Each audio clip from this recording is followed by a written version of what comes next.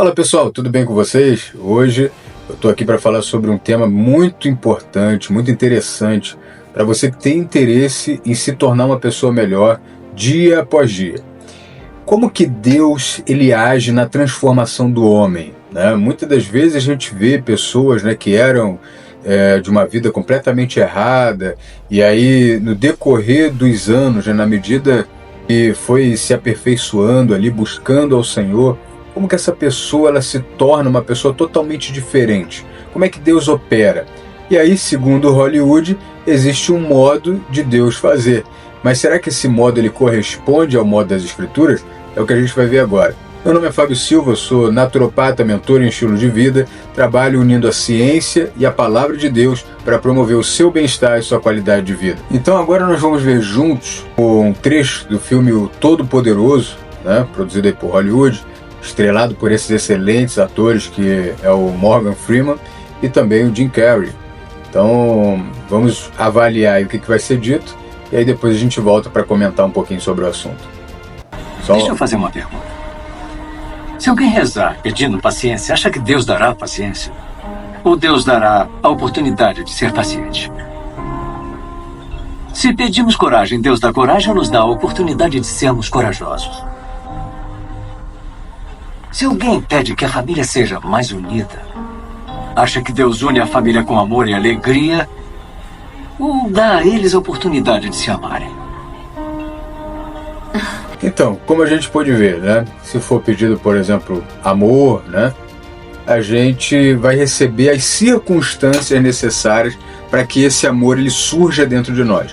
Sendo que a palavra de Deus ela tem uma revelação que é um pouco diferente. Vamos dizer que essa é uma informação 50% completa. E é claro, Hollywood não vai dar mérito para o Espírito Santo, né? Mas nesses casos, mais uma vez, né, o Espírito Santo em tudo que é positivo ele está envolvido, e nesses casos, principalmente de transformação do ser humano, ele também está envolvido. E a gente pode ver, por exemplo, em alguns textos que a Bíblia menciona, por exemplo, em 1 Samuel 10:6, onde é dito que Saul seria transformado em um outro homem quando ele fosse cheio do Espírito Santo. No livro de Atos, no capítulo 4, no versículo 29 ao 31, o Pedro, né, e os demais discípulos oram pedindo a Deus ousadia e Deus responde enviando o Espírito Santo e enchendo esses homens mais uma vez da sua presença. E também nós vemos em 2 aos Coríntios, no capítulo 3, versículo 18, diz que nós somos transformados, né, de glória em glória pelo Espírito Santo. Também no livro de Romanos, no capítulo 5, no verso 5, é dito que o amor de Deus é derramado em nossos corações pelo Espírito Santo. Em Gálatas, no capítulo 5, no verso 22 e 23, é dito que os frutos do Espírito, ou seja, o resultado natural de quem tem o Espírito Santo, é amor, alegria, paz, bondade, benignidade, mansidão, longanimidade, domínio próprio e fidelidade.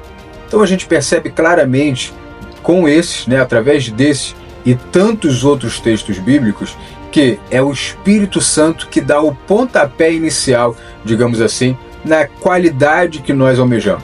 Então, se nós precisamos de coragem, conforme Pedro pediu, ali pedindo ousadia, né, para poder ir e pregar a palavra, se precisamos de amor nos nossos corações ou de qualquer outra virtude, inicialmente quem vai nos conceder essa virtude é o Espírito Santo de Deus.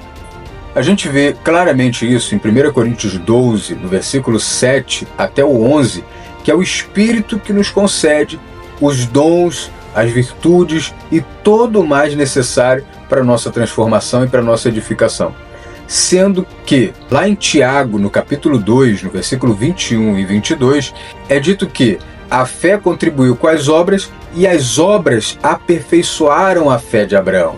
Ou seja, Deus concedeu a fé a Abraão e essa fé, ela ainda, digamos que era pequena, era uma semente de fé. E cabia a Abraão, através da obediência a Deus, desenvolver aquela fé. Então, Deus ele concede a fé.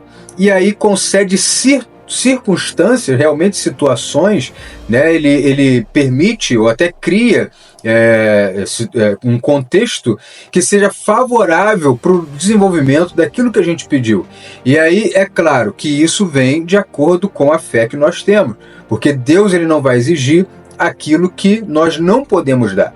Então, se o Senhor ele coloca uma medida de fé e uma circunstância para a gente exercer aquela fé, e nós exercemos, então, a partir daquele momento, o resultado daquela ação, que é aplicar a fé naquela situação que corresponde ao nível de fé que a gente tem, por exemplo, alguém que pediu essa fé ela vai se desenvolver, ela vai ser aperfeiçoada. E aí depois vem uma outra circunstância, que já exige um nível maior, porque esse nível de fé anterior, ele está maior. Então Deus pode exigir um nível maior de fé, porque agora ele cresceu, foi aperfeiçoada a fé. Então essa fé agora, sendo aplicada, ela vai também alcançar um outro nível, e assim sucessivamente, e a pessoa ela realmente se torna uma pessoa, como nesse caso, por exemplo, uma pessoa de fé. A gente percebe que no próprio caso de Abraão hoje ele é considerado o pai da fé, sendo que nós sabemos que ele, ao chegar numa certa região, ele mentiu. Ele disse, Sara, diz aí que você é minha irmã, hein? Não foi uma mentira completa, porque de certa forma até era, mas ele falou, diz que você é minha irmã, que não é minha esposa, ou seja, a gente não tem nenhum tipo de laço desse tipo, nenhum tipo de compromisso, e porque senão de repente vão me matar. Agora, se ele tivesse nascido como pai da fé, ele não teria feito isso nesse momento. O que ele iria pensar? Não, Sara, vamos embora, que Deus é com a gente, pode falar que é minha esposa, Deus ele vai garantir, eu tenho promessa, nada vai acontecer. É isso que no mínimo era o que Abraão teria dito. Mas Abraão ele teve que também desenvolver a sua fé até chegar no nível onde ele ficou conhecido como é até hoje, como pai da fé. Inclusive pôde oferecer ali o seu filho Isaac em sacrifício. Então é importante que a gente tenha em mente isso. Se você tem trabalhado, e eu acredito que se você é um homem de Deus, uma mulher de Deus, isso deve fazer parte da sua vida, do seu cotidiano, trabalhar em si mesmo para o seu desenvolvimento, porque quanto mais a gente se desenvolve, melhor a gente serve a Deus. Então, se isso faz parte da sua rotina, então saiba disso. Aquilo que você precisa, o Senhor ele vai te dar numa medida, provavelmente, geralmente, uma medida pequena, para que, através da sua participação, aquele tipo de virtude, de característica, ele venha crescer e crescer e crescer cada vez mais.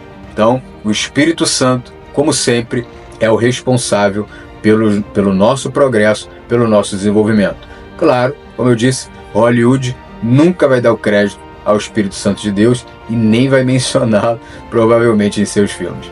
E você?